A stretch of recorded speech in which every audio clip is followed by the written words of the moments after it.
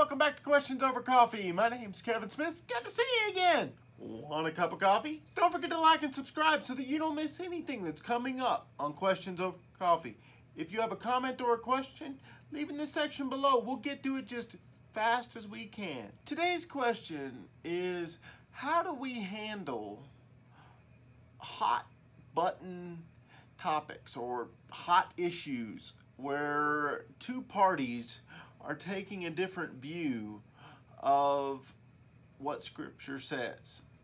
This is an extremely important question because different groups, different people within a group will sometimes take a different view on something in Scripture. Just for an example's sake, there are people within our body here in Rock Springs that do not believe that they can eat in the church building, and they have taken measures to make sure that they do not eat anything but the Lord's Supper within the confines of the church building itself. Now, I will tell you, this does not cause a problem for any of us here, whether it be for the side that chooses to eat the potlucks in the building, or those that say, no thank you, I can't conscientiously do this. What we do instead is during the summer months, we take the potlucks to a park. You know, no hard feelings, no harm, no foul, so to speak. And the other side has looked at it and said, for us it's a conscience issue. We know there's nothing in Scripture. But how do we handle discussions like this where it is a hot topic and, well, people just flat get angry sometimes? This is an important question and something we need to consider, because we need to talk about the things that God has recorded for us in Scripture. So what do? The Scripture that we want to start with is James chapter 1, and we're going to look at verses 19 through 22. Let's read together. This you know, my beloved brethren, but everyone must be quick to hear, slow to speak, and slow to anger. For the anger of man does not achieve the righteousness of God. Therefore, putting aside all filthiness and all that remains of wickedness, in humility receive the word implanted, which is able to save your souls. But prove yourselves doers of the word, and not merely hearers, who delude themselves. Okay. Sometimes what tends to happen is I've got this view, and I'm holding to this view, and I can't believe people don't believe the same as me. You know, I am just rock solid in this. I've got my proofs. Boom, ba boom, ba boom, ba boom.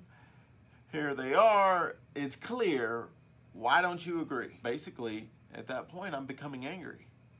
I'm not listening. Okay? I've got my points, and I just want to spew them out. You know, just spit them out just as fast as I can, because obviously, if I just give you my points, then you're going to agree with me. Sometimes that's true. Sometimes that's not true. You know, sometimes, well, I haven't heard what you've said. I haven't heard the disagreement that you have with an issue. I haven't heard the reasons you have for holding a certain issue. So if I don't listen, I don't hear what you have to say, and I quickly become angry instead of seeking to unify our relationship under the umbrella of Jesus. Now, sometimes it is a scriptural command that we must follow. And in those cases, it doesn't matter what I It doesn't matter what you think. It matters only what God says. And we need to, as James says here, in humility, receive the word. What does God say? It doesn't matter if it has been, he's taught a certain way. It only matters what God says. But we still have to listen. We have to think, and we have to obey. We have to be doers of the word, doers of what God wants, because the righteousness of God is our aim, our goal. Part of that righteousness is unity of the body of Christ. We cannot let disagreements tear us apart. We cannot let disagreements splinter the body as it has done so many countless times in the past. We need to do what God says, and unity is part of it. Now, there are things in Scripture, I am convinced, that are not black and white, where God gives us options. If you look at Romans chapter 14 and the first half of chapter 15, he's talking about the conscience. And in that particular case, he's talking using eating meat offered to idols, or eating meat in general, as the discussion piece. And here's what he says in Romans chapter 14, verses 20 through 23. Do not tear down the work of God for the sake of food. All things indeed are clean, but they are evil for the man who eats and gives offense. It is good not to eat meat, or to drink wine, or to do anything by which your brother stumbles. The faith which you have as your own conviction before God. Happy is he who does not condemn himself in what he approves. But he who doubts is condemned if he eats, because his eating is not from faith, and whatever is not from faith is sin. Now, Paul continues on in chapter 15 and says we shouldn't cause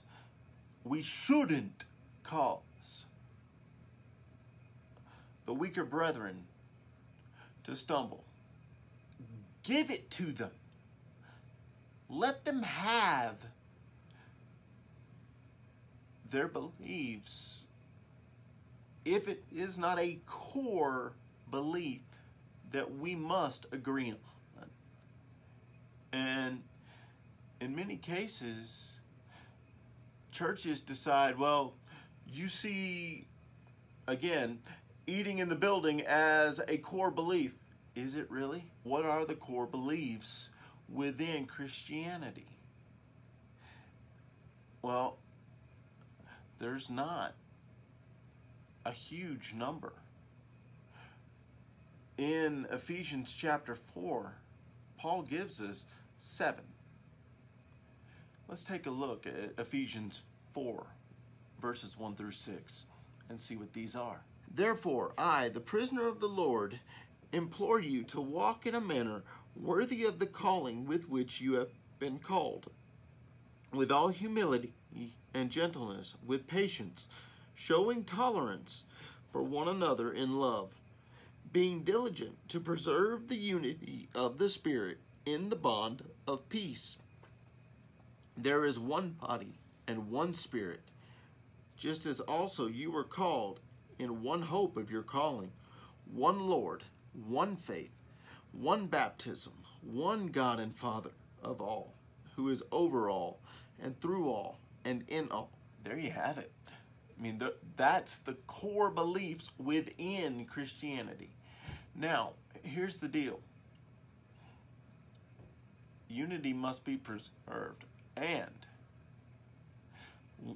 someone's conscience must be taken into account in these things. There are explicit commands within Scripture that we must follow. And if someone has a differing view, we must sit down and talk to them about that differing view. However, we must listen to what they say, and we must keep a cool head, because our aim is not to convince them that we are right. Our aim is to show them what God says. That's the way to win a brother over or a sister. Showing them how smart we are, that's not going to win it.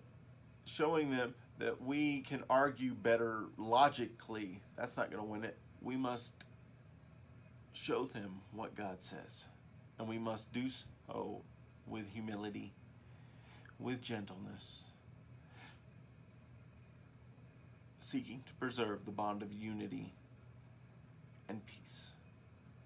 I have a question for you. What hot topics are the hardest for you to sit down and talk to someone about? How do you handle those? Leave me a comment in the section below.